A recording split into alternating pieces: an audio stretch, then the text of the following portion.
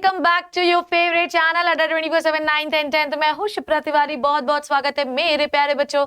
कैसे हो आप लोग? बहुत बढ़िया, शानदार, जबरदस्त और जिंदाबाद होंगे, उम्मीद मेरी यही है। सो आज की कहानी जो मुझे सुनानी आप सुनेंगे अपनी और सिर्फ अपनी शिप्रा मैम की जबानी बच्चों। और हम आगाज कर रहे हैं the heredity and evolution chapter का। और आज मैं आपको कुंजू कुंजू सी निन्नू सी डेफिनेशन पढ़ाने वाली हूँ। उसके बाद नेक्स्ट क्लास में सीधे हम जो है तो how do trait get expressed, ठीक है, ये वाला पढ़ लेंगे। उसके नेक्स्ट क्लास में monohybrid and the dihybrid cross और आपका हेरिडिटी खत्म सेक्स डिटर्मिनेशन करवा के, ठीक है। तो आपको टोटल 3-4 वीडियो में ये चैप्टर ही खत्म हो जाएगा। Then will move to the last chapter for this session और every session this is the last chapter जो है वो है आर एनवायरनमेंट। चलो बेटा जी, तो शुरू कर लेते हैं बिना किसी देरी के। देखो, एक बंदर से इंसान बन गए हो। और रिप्रोडक्शन में हम लोगों ने ये सीखा, हम लोगों ने ये पढ़ा कि कोई भी ऑर्गेनिज्म जो होता है अगर वो नया बन रहा है, उसमें कुछ चेंज हो रहे हैं, तो ऑब्वियसली उसमें क्या हो रहा है बच्चों, डीएनए कॉपी करने के दौरान कोई ना कोई एरर हो रहा है। वो एरर खराब नहीं है, वो एरर होना भी चाहिए। आपको भी पता है कि मम्मी और पापा का डीएनए जो है वो आपके अंदर आता है, तो ऐसा नहीं कि मम्मी के डीएनए जो है खाली हो जाता है, वो कॉपी करके एक कॉपी आपको दे देते हैं। तो जब कॉपी होता है ना, तो उसमें कुछ ना कुछ चेंजेस आ जाते हैं। वही चेंज जो है वो आपकी बॉडी में आते हैं और फिर जब आपका जन्म हो जाता है और फिर वो आपको ऐसे दिखाई देते हैं। मतलब ऑब्वियसली मान ले डीएनए का, मम्मी का डीएनए है, मम्मी के पास जो है मान ले ओवा में कितना बच्चे 23 क्रोमोसोम है और स्पर्म में कितना क्रोमोसोम है बच्चे 46 क्रोमोसोम है।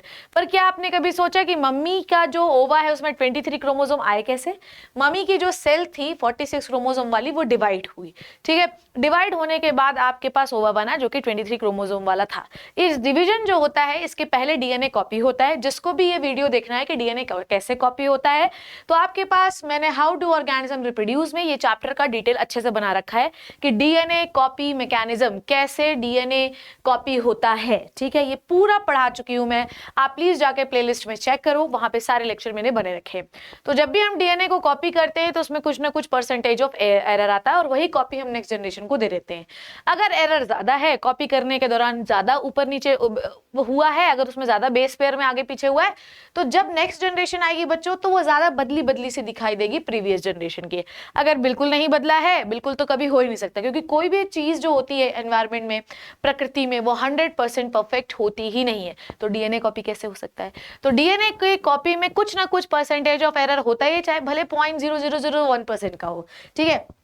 नेक्स्ट जनरेशन में जाता है, ऐसे ये एरर जाता रहता है, जाता रहता है, जाता रहता है, जाता रहता है।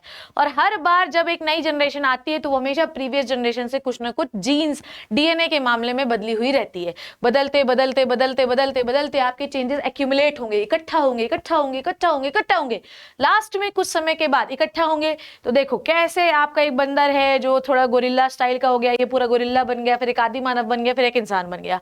इनमें क्या हो रहा है बताओ? इनमें डीएनए कॉपी होता है, डीएनए कॉपी से एरर आता है, इसमें थोड़ा एरर एक्यूमुलेट हुए, फिर थोड़ा और एरर हो गया तो नई स्पीशीज आ गई, एक्यूमुलेट हुए, फिर और एरर आ गया तो आदि मानव आ गया, फिर एक्यूमुलेट हुए और इंसान आ गए।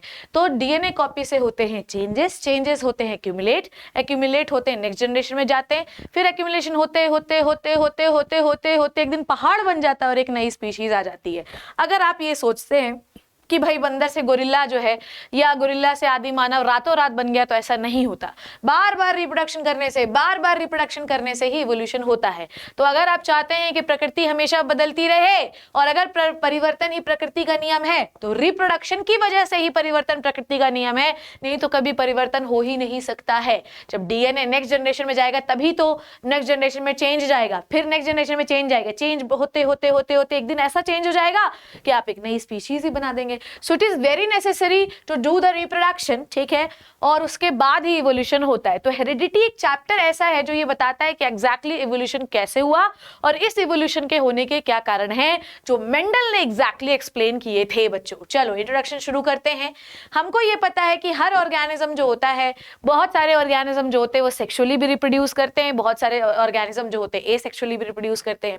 अब अगर आप एसेक्सुअली रिप्रोडक्शन को देखें, जो कि मैं नेक्स्ट क्लास में आपको सिखाऊंगी, एक्यूमुलेशन ड्यूरिंग द रिप्रोडक्शन, ये मैं आपको नेक्स्ट क्लास में पढ़ाऊंगी।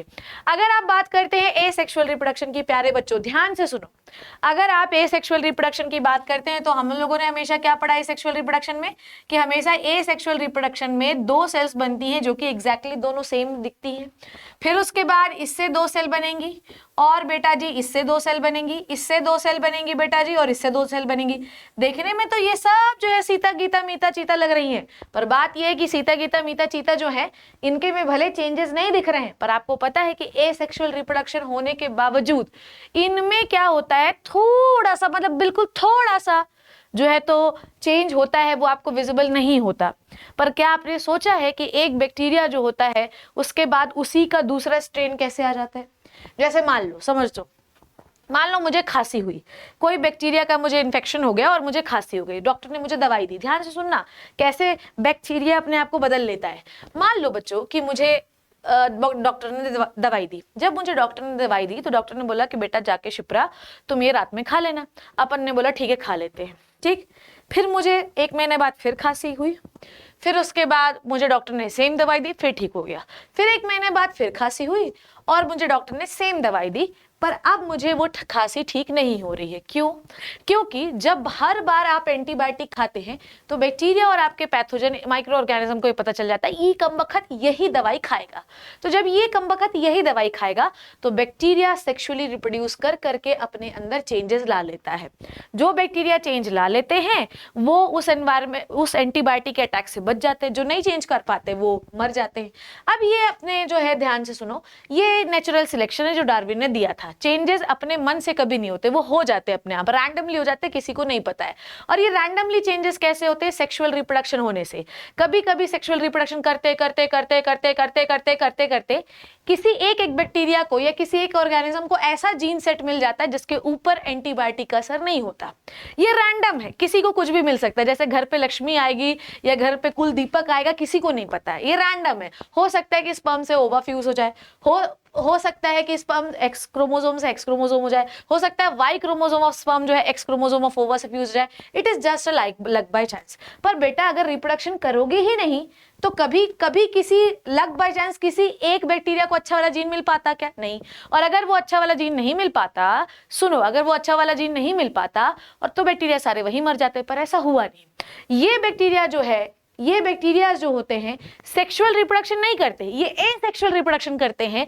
पर उसके बावजूद इनको रैंडमली एक ऐसा जीन कॉम्बिनेशन मिल जाता है रिप्रोडक्शन करने के दौरान जिससे ये उस एंटीबायोटिक से मरते नहीं हैं। फिर डॉक्टर आपके एंटीबायोटिक चेंज कर देता है। बेटा ऐसा ही हमारे साथ भी होता है।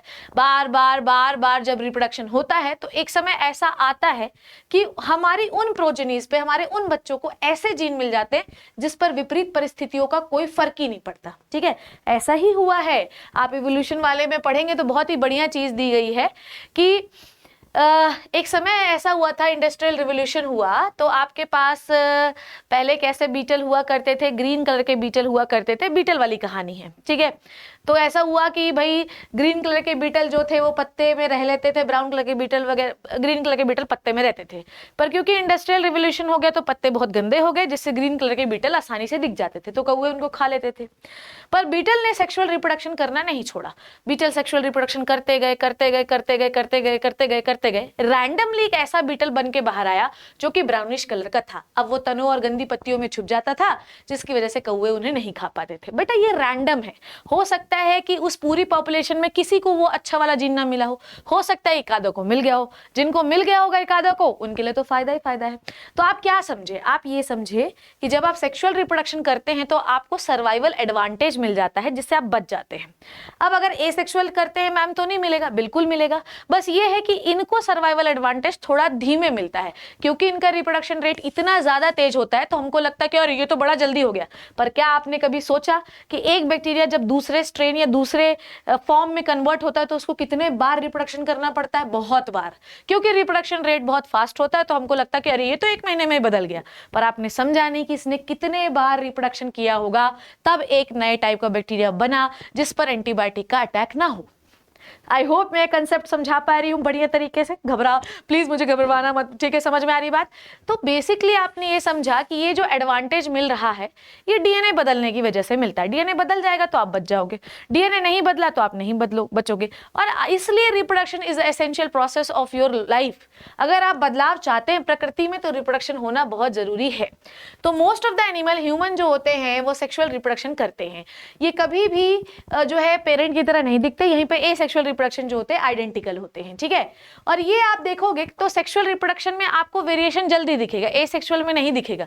पर ऐसा बिल्कुल नहीं सोचना कि एसेक्सुअल में वेरिएशन होता ही नहीं है, वो इतना छोटा वेरिएशन होता है जो हमको नहीं दिखाई देता। बार बार 1 करोड़ बार हो सकता है बैक्टीरिया रिप्रोड्यूस करने के बाद एक नया बैक्टीरिया बनकर बाहर आए, ठीक है। नाउ इसमें क्या होता है, देखो ध्यान से इधर आओ, इनफेक्ट, ओके, तो यहाँ पे हम अलग दिखते हैं, ओके डन, आगे बात करते हैं, ओके। नाउ तो हमें ये समझना चाहिए कि हमारे पास 2 हाथ, 2 पैर, 2 कान, 1 नाक है, ये सही बात है, बढ़िया है, ठीक है। पर उसके बावजूद हम अलग दिखाई देते, तो मतलब कुछ कुछ सेम दिखाई देते, कुछ कुछ डिफरेंट दिखाई देते हैं। और यही जो होता है कि हम एक जैसे दिखाई दे रहे हैं, कम से कम हम इंसान तो दिखाई दे रहे हैं। अब मैं भूषण को खड़ा कर दूं तो तुम देख के ही बता दोगे ना कि मैडम ये तो इंसान है, कैसे जाने, 2 हाथ हैं, 2 पैर है, 1 नाक है, 2 आंख है, 2 कान है कि नहीं है, देख के समझा दोगे। तो ये जो रिजेम्बलेंस होता है ये हमको बताता है कि भैया एक ही स्पीशीज के मेंबर, इनको एक ही ग्रुप में रख दो, ठीक है। उसके बाद जब आप एम्ब्रियोलॉजी जो है कंपेयर करते हो तब भी आपको समझ में आता है कि भैया एम्ब्रियोनिक स्टेज में भले आज जो है छिपकली, मुर्गी, गोरिल्ला, इंसान अलग अलग दिख रहे हैं, पर अल्टीमेटली होता क्या है कि है ये सब एक ही एंसेस्टर के मेंबर, ठीक है। बाद में चल के जैसी जिसकी जरूरत हुई वैसे वो डेवलप हो गए। तो ये क्या रिजेंबल कर रहा है कि भैया हमारा जन्म कहीं से हुआ है, हमको भगवान ने नहीं बोला लो तथास्तु धरती पे जाओ, दिस इज द इवोल्यूशन। समझ में आई बात? अभी सब डेफिनेशन दे रही हूँ, टेंशन नहीं लो। तो आपको ये समझना है कि आप सब एक ही के संतान थे, सब आपके एंसेस्टर एक है, पर समय के साथ आप लोगों ने अपने आप को बदल लिया। दिस बदलाव इज कॉल्ड एज वेरिएशन, और इसी की वजह से लाइफ कंटिन्यू होती है। अगर आप बदलेंगे नहीं तो आप कभी भी इस धरती पे सरवाइव नहीं कर सकते, ठीक है। समझ में आई बात? डन, आगे बढ़े। Next is in fact their differences are marked at their resemblance, ठीक है। देखो ध्यान से, जब सेक्सुअल रिप्रोडक्शन आप करते हैं, ध्यान से सुनते जाना तो सब समझ में आएगा। जब भी आप सेक्सुअल रिप्रोडक्शन करते हैं, ध्यान से कान खोल के, तो आपको चीजें अलग दिखाई देती। तो आप ये बोलते हैं कि भैया ये दोनों अलग अलग माँ बाप के मेंबर हैं, पर जब आप सेक्सुअल रिप्रोडक्शन करते हैं तो आपको ये भी बताते हो ना कि भैया ये इन्हीं की संतान है। मेरी बात समझो, अगर मैं हूं तो अगर मैं यहाँ पे किसी और, पूछने से चला दो, यहाँ पे किसी और को पेरेंट्स को रख दिया जाए और यहाँ पे किसी और को पेरेंट्स को रख दिया जाए, तो आप कैसे पहचानेंगे कि ये मेरे पेरेंट्स नहीं है? क्योंकि मैं इनकी तरह नहीं दिखाई दे रही हूँ। तो मेरा रिजेम्बलेंस इनसे ना होना ये बताता है कि इनके पेरेंट नहीं है ये, और मेरे पेरेंट ये क्यों है? क्योंकि मेरा इनसे रिजेम्बलेंस दिखाई दे रहा है, पर क्या एग्जैक्टली दिखाई दे रहा है? नहीं दिखाई दे रहा है। समझ में आ गई बात? तो हम ये बोल देते हैं कि तुम इनके बच्चे हो, इनके बच्चे नहीं हो। पर अगर मैं बोलूं कि हम कौन सी स्पीशीज है तो सब बोलोगे होमो सेपियंस हो भैया, तुम सब इंसान हो, क्योंकि तुम्हारे फीचर्स एक जैसे हैं। तो sexual reproduction is very essential. Sexual reproduction की वजह से ही वेरिएशन आता है। किसी किसी को कभी कभी ऐसा वेरिएशन मिल जाता है कि प्रकृति में वो सर्वाइव कर जाता है, तो सर्वाइवल एडवांटेज भी देता है। आपके सेक्सुअल रिप्रोडक्शन की वजह से ही हम पता लगा पाते हैं कौन किसके मम्मी पापा है, कौन किसके दीदी भैया है, ठीक है। समझ में आई बात? और आपको ये समझना है कि ये सिमिलैरिटी और डिफरेंसेस ये कोई कॉन्सिडेंटल नहीं है कि रैंडमली किसी को मिल गया। This is the product of sexual reproduction. समझ में आ रही बात? आपको ये समझना है कि ये कोई कॉन्सिडेंट नहीं है। ओ माय गॉड, ये तो ऐश्वर्या राय जैसे दिखती है। कोई अगर तुम्हें ये बोले कि तुम तो बिल्कुल ऐश्वर्या राय जैसे दिखते हो, भैया दिख सकते हो थोड़ा बहुत, पर आप एग्जैक्टली ऐश्वर्या राय जैसे नहीं दिख सकते, जबकि उनके माँ बाप जो है वो अपनी बेटी की तरह ही दिखाई दे रहे होंगे। समझ रहे हो? तो जो भी चीज सिमिलैरिटी दिखती है आपको, ये कोई कॉइंसिडेंटल नहीं है, this is the product of sexual reproduction, ठीक है। नाउ तो ये जो आपको सिमिलैरिटी दिख रही है कोई कॉन्सिडेंस नहीं है, ये उनको उनके पेरेंट्स से मिला हुआ है, ठीक है। The heredity information in fact present in the gamete. आपको ये इन्फॉर्मेशन कहाँ से मिली? कैसे पता चला कि शिप्रा मैम जो है वो अपने पेरेंट्स की तरह ही दिखेंगी? क्योंकि मेरे जो चेहरे की इंफॉर्मेशन है वो उनके गैमीट से मुझे मिली है। समझ में आई बात? और ये गैमीट जब फ्यूज होते हैं तो जाइगोट बनता है। This is called as sexual reproduction. Clear है? तो दोनों के कैरेक्टर मेरे अंदर आएंगे, पर होता क्या है कि जब दोनों के क्रोमोसोम आते हैं तो आपस में गले लगाते हैं। जब गले लगते हैं तो चेंजेस हो जाते हैं, मिक्सिंग ऑफ कैरेक्टर हो जाती है। तो हम एग्जैक्टली तो नहीं दिखते, पर हाँ उनकी झलके हमारे में आती है, क्योंकि मिक्सिंग तो उन्हीं की कैरेक्टर की, उन्हीं की डीएनए की हुई है ना, ठीक है। उसके बाद जाइगोट डेवलप होता है, जाइगोट यूट्रस में जाता है, वही बच्चा बन जाता है और उससे हम लोग बन जाते हैं, ठीक है। और ये याद रखना है कि this is the essence of heredity यार। What is the exactly heredity अभी आपको मैं बताती हूँ, पहले मैं रॉ भाषा में बताती हूँ। देखो भैया, हमको ये समझ में आया कि अगर आपको बदलाव चाहिए तो सेक्सुअल रिप्रोडक्शन करना पड़ेगा। अगर आप चाहते हैं कि इवोल्यूशन हो, सेक्सुअल रिप्रोडक्शन करना पड़ेगा। पर क्या मैम एसेक्सुअल रिप्रोडक्शन से बदलाव नहीं आता? देखो बेटा, जो पॉइंट मैम आपको बता रही है वो पॉइंट आपके एनसीईआरटी में लिखे हुए हैं। तो मैम एसेक्सुअल रिप्रोडक्शन से बदलाव नहीं आता? आता है। ठीक है, आता है, पर वो बहुत बहुत बहुत बहुत बहुत कम होता है। तो मैम एक बैक्टीरिया इतना जल्दी बदल कैसे जाता है? क्योंकि रिप्रोडक्शन कई बार हो जाता है। रिप्रोडक्शन कई बार हो जाएगा तो डीएनए कई बार कॉपी करने के दौरान बदलेगा ना, और कई बार कॉपी करने के दौरान बदलेगा तो जितने जल्दी रिप्रोडक्शन होगा बदलाव भी उतना जल्दी ही दिखाई देगा। पर अगर तुम कंपेयर करो कि मैम अगर 1 करोड़ बार बैक्टीरिया रिप्रोड्यूस करने के बाद 3 महीने में बदल गया, दूसरा बैक्टीरिया बन गया, तो 1 करोड़ बाद तुम भी बदल सकते हो, या तुम 1 करोड़ क्या, तुम तो 50 लाख के बाद भी बदल सकते हो। पर समस्या ये है कि हमको बच्चा पालने में 9 महीने लगते हैं यार, वो तो 1-1 सेकंड में डिवाइड हो जाते हैं। ठीक है, और तो ये जो आपको दिखाई दे रहा है, एसेक्सुअल में बदलाव नहीं होगा ज्यादा, सेक्सुअल में बदलाव होगा ज्यादा। जो बच्चे हैं वो माँ बाप की तरह दिखेंगे, जो दूसरे के बच्चे हैं वो तो आपके माँ बाप की तरह नहीं दिखेंगे। ये क्या हो रहा है बच्चों? This is the heredity. We are transferring the character in the form of DNA. ध्यान से सुनो, we are transferring the DNA from our mother and father. ठीक है, and which shows that आप उनके बच्चे हो, and this is the heredity का essence। समझ में आई बात? हमेशा गाय का बच्चा जो है बछड़ा ही क्यों होता है, इंसान का बच्चा इंसान ही क्यों होता है, गधे का बच्चा गधा ही क्यों होता है, सुअर का बच्चा सुअर ही क्यों होता है? क्योंकि उन सुअर के डीएनए ही उनके बच्चे में जाएंगे और वो सुअर ही बनेगा। सुअर का डीएनए कहीं और डाल दोगे तो इंसान सुअर नहीं बन जाएगा बेटा, वो सुअर ही, इंसान इंसान ही रहेगा। तो आपको ये समझना है कि हर एक स्पीशीज अपने आने वाली जनरेशन को अपना डीएनए, अपनी इंफॉर्मेशन देती है, जिसकी वजह से वही ऑर्गेनिज्म बनता है, and this is called as heredity. और अब मैं आपको बताने वाली हूँ डेफिनेशन। मेरे प्यारे बच्चों, कौन बच्चा बोला था डेफिनेशन नहीं बताते हो मैम? चलो आओ डेफिनेशन सुन लो। तो क्या होता है हेरिडिटी? रॉ भाषा में, ठेठ भाषा में, गवार भाषा में बोलते हैं transfer of character from one to next generation, that's it. अब आओ क्या लिखता है बायोलॉजिकल भाषा में? ट्रांसफर ऑफ द कैरेक्टर, ठीक है, from one parent to the offspring, ठीक है, from the parent to offspring, from one to next generation, this is called as heredity. Characters का एक जनरेशन से दूसरे जनरेशन में जाना, this is called as heredity. The transfer of character from one generation to the next generation, this is called as heredity. मेरे साथ repeat करिए everybody, everybody, come on everybody. क्या बोला मैंने? The transfer of character from one to next generation, this is called as heredity. बच्चों clear है? Transfer of character from one to next generation, this is called as heredity. अब देखो कैसे हुआ ma'am, कैसे डीएनए नेक्स्ट जनरेशन में गया, कैसे, क्या जीन है, क्या डीएनए, क्या क्रोमोसोम है, कैसे गया, कैसे सेल डिवाइड हुई, ये जो प्रोसेस हो रहा है, this is called as inheritance. हमने ये बोल दिया कि भाई, आपने ये बोल दिया कि शिप्रा मैम के बाल जो है वो गंदे हैं, ठीक है, ओके फाइन, ठीक है। शिप्रा मैम के बाल क्यों गंदे हैं? क्योंकि गंदे जीन जो हैं वो शिप्रा मैम को मिले, कोई बात नहीं।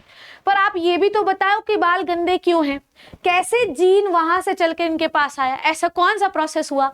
तो जीन ट्रांसफर होता है, कैरेक्टर नेक्स्ट जनरेशन में ले जाता है, दिस इज द हेरिडिटी। पर उसके बीच में क्या प्रोसेस हुआ? सेक्सुअल रिप्रोडक्शन हुआ होगा, फिर क्रॉसिंग ओवर हुआ होगा, जीन चेंज हुए होंगे, डीएनए चेंज हुआ होगा, फिर नेक्स्ट जनरेशन में गया होगा। ये जो होल प्रोसेस है, ये जो विडंबना है, ये जो पहाड़ जैसा प्रोसेस है, इसको हम कहते हैं इनहेरिटेंस। क्लियर है? So the transfer of character from one to next generation, this is called as inheritance. And the process by which character get transfer from one to another, this is called as inheritance. Transfer होता है one to next, this is heredity. किस process से होता है? This is called as inheritance. Clear है? समझ में आई बात? जब आप कैरेक्टर को एक से नेक्स्ट जनरेशन में जाते हैं तो क्या एज इट इज जा सकता है? नहीं जा सकता मैम, क्योंकि नेक्स्ट जनरेशन में जब डीएनए जाता है तो डीएनए बदलता है, जिसकी वजह से क्या अराइज होते हैं? जिसकी वजह से वेरिएशन अराइज होते हैं। ठीक है, सो आपको यह समझना है कि variations are the differences between the two individual of the same parent. समझ में आई बात? देखो ये एक पिताजी है, पर इसके तीनों बच्चे क्यों अलग अलग दिखाई दे रहे हैं? क्योंकि भाई इनके पास डीएनए जब कॉपी हुआ होगा पिताजी का, और पिताजी का डीएनए जब इसके पास आया होगा तो डीएनए चेंज हो गया होगा, इनके पास गया होगा तो डीएनए अलग तरह तरीके से चेंज हुआ। तो variations are the changes, variations are the difference between the two offsprings, this is called as variation. ठीक है, क्लियर है? Variations are the differences between the two offsprings of the same parent. एक ही माँ बाप के दो बच्चों के बीच में अगर बदलाव दिख रहा है तो ये कहलाता है आपका वेरिएशन। ठीक है। और ये वेरिएशन क्यों हो रहा है बच्चों, अभी बताया मैंने, डीएनए कॉपी के एरर होने की वजह से 15,525 बार हम पढ़ चुके हैं। और आप वो वीडियो आज ही लगाइए, do organism create their exact copies. आप ऐसी हेडिंग डालिएगा, बाय शिप्रा मैम लिख देना, आ जाएगा, ठीक है। अड्डा भी लिख देना, जेनेटिक्स, ठीक है। अब कैसे ये ट्रांसफर हुए, कैसे बदलाव हुए, इन सब का एक ही कारण है बच्चों, जीन। जीन बेटा, डीएनए मैम कारण है, डीएनए मैम कारण है। तो डीएनए के स्पेशल सेगमेंट को ही तो क्या कहते हैं राजा बेटा, डीएनए के स्पेशल सेगमेंट को हम कहते हैं जीन। जीन जीन अब एक ही डीएनए के अंदर बहुत सारे सेगमेंट हो सकते हैं, मतलब बहुत सारे जीन्स हो सकते हैं। तो डीएनए के स्पेशल सेगमेंट को बेटा जी जीन कहा जाता है। और जीन प्रोटीन बनाते हैं। अगर डीएनए बदल जाएगा, डीएनए चेंज हो जाएगा कॉपी होने के दौरान, तो जीन भी बदल जाएगा, तो प्रोटीन भी बदल जाएगा, वही तो बदलाव है। तो ये सब कहानी जो आप पढ़ रहे हैं, ये किस ब्रांच के अंदर पढ़ते हैं, ये पढ़ते हैं आप जेनेटिक्स के अंदर। So genetics is the branch of biology which deals with the heredity and the variation. Heredity is what? The transfer of character from one to next generation, and variation is the differences between the two offspring of the same parent. ठीक है। बदलाव क्यों हुआ, क्योंकि gene बदला। Gene किसके segment है, DNA का सेगमेंट। डीएनए क्यों बदल गया, क्योंकि डीएनए जब कॉपी हो रहा था तो एरर आ गया। क्लियर है, ओके। और ये जो जेनेटिक्स टर्म है, ये विलियम बेटेसन ने 1906 में दिया था। That's it. चलो भैया जी, आ जाओ अपनी एनसीईआरटी बाबा जी की बहू जी, ठीक है। हमें ये पता है कि हम हमेशा बच्चे पैदा करके अपने न्यू इंडिविजुअल बनाते हैं, पर ये हमेशा क्या होते हैं, सिमिलर दिखते हैं। पर क्या एग्जैक्ट सिमिलर नहीं, थोड़ा सा उनमें डिफरेंसेस रहता है, ठीक है। हमने ये डिस्कस कर लिया कि एसेक्सुअल रिप्रोडक्शन में सिर्फ थोड़ा सा वेरिएशन होता है और number of successful variation are maximised by the process of sexual reproduction. हमको ये पता चल गया कि अगर आपको ज्यादा वेरिएशन चाहिए तो सेक्सुअल रिप्रोडक्शन करना पड़ेगा, ठीक है। अगर आप शुगर केन की फील्ड को देखें तो उसमें ज्यादा वेरिएशन आपको दिखाई नहीं देता, क्योंकि वेजिटेटिव प्रोपगेशन हो रहा है, ठीक है। पर अगर आप यही नंबर ऑफ एनिमल्स की बात करें जो सेक्सुअल रिप्रोडक्शन करते हैं, उनमें आपको बड़ा बदलाव दिखेगा। जैसे इंसान ही देख लो। इस चैप्टर में हमको ये डील करना है क्या मैकेनिज्म होते हैं बदलाव होने के दौरान, बदलाव कैसे होते हैं और कैसे एक जनरेशन से दूसरे जनरेशन में चले जाते हैं। समझ में आई बात, कैसे क्या कंसिक्वेंसेस है इन लॉन्ग टर्म वेरिएशन का, इस चैप्टर में जो है हम पढ़ेंगे, ठीक है बच्चों। So this is the introductory part of the heredity and evolution बच्चों। I hope you learn and enjoyed. Next video में हम बात करेंगे किसके बारे में, कि ये जो आपके चेंजेस होते हैं कैसे धीरे धीरे इकट्ठा होकर एक नई स्पीशीज बना देते हैं। तो नेक्स्ट क्लास में मैं इसके बारे में बताऊंगी। ये चैप्टर बड़ा इंटरेस्टिंग है। इस पूरे वीडियो में आपको लर्न क्या करना है, हेरिडिटी की डेफिनेशन, वेरिएशन की डेफिनेशन, किसमें किसकी वजह से ज्यादा वेरिएशन आता है, जेनेटिक्स की डेफिनेशन, ठीक है, और इनहेरिटेंस की डेफिनेशन। ये आपको इस वीडियो से लर्न करना है। पीडीएफ आपको अड्डा की ऐप पर मिल जाएगी बच्चों, बिल्कुल आप अड्डा की ऐप जो है देख सकते हैं, कोई टेंशन नहीं है। डन डन डन डन, ठीक है। और मैम का कोड क्या बताया था मैम ने, मैम का कोड बताया है मैम ने Y547। तो अगर कोई बच्चा चाहता है अड्डा का निःशुल्क सक्षम जो बैचेस में एडमिशन ले रहे हो, अभी भी सक्षम की पढ़ाई चल रही तो आप ले सकते हो, कोई टेंशन नहीं है। तो मैम का जो कोड है this is the Y547, ma'am के कोड में आप लगाओ, डिस्काउंट पाओ, जो भी डिस्काउंट चल रहा होगा वो आपको मिल जाएगा। आई hope you learn and enjoy this session. मेरे प्यारे बच्चों, अपना बहुत बहुत ध्यान रखना। जब तक मैम है, बायोलॉजी में कोई आपका बाल भी बाका नहीं कर सकता। ईस्ट और west, biology is best for me at least, ठीक है। थैंक यू सो मच बच्चों, see you in the next amazing session. तब तक ध्यान रखना, bye bye and take care.